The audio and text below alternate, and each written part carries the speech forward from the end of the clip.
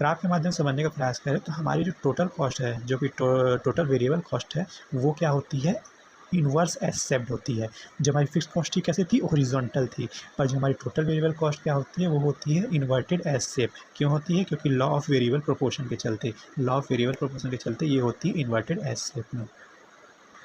मतलब जैसे आप देख रहे हैं, जो हमारा टोटल वेरिएबल कॉस्ट है, इनिशियली कैसे हो रहा है, डिक्रीजिंग रेट से इंक्रीज हो रहा है, डिक्रीजिंग रेट से इंक्रीज हो रहा है, जो हमारी इंक्रीज रिटर्न देता है। मतलब उदाहरण तौर पे कोई मशीन है, उस मशीन के लिए हमने किसी करते हैं एम्प्लॉय को अपॉइंट किया उसको हैंडल करने के लिए।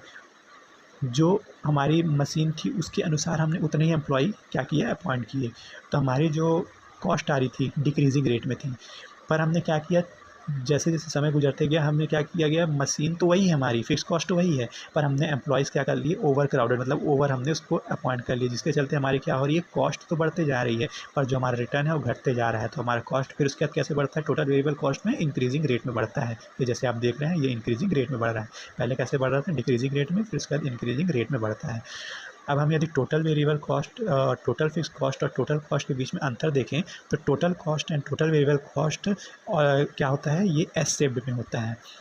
इसको हम कैसे समझेंगे, जैसे उदाहरण तौर पे ये एक ग्राफ बनाते हैं, जैसे कि ये है ग्राफ, ये समझिए। तो हमारी टोटल फिक्स कॉस्ट कैसे रहेगी, हॉरिजॉन्टल, ओके। और जो हमारी टोटल कॉस्ट रहेगी वो रहेगी, ये रहेगी हमारी इन्वर्टेड एस शेप में, ठीक है। और जो हमारी टोटल वेरिएबल कॉस्ट रहेगी ये भी क्या होगी, ये भी रहेगी एस शेप्ड में, ठीक है।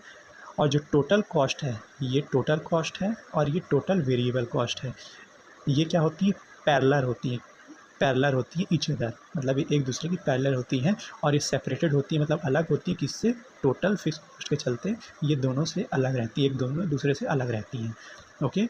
आप समझे गए होंगे कि टोटल कॉस्ट क्या होता है, टोटल फिक्स कॉस्ट क्या होता है, टोटल वेरिएबल कॉस्ट क्या होता है। थैंक्स फॉर वॉचिंग, जय हिंद।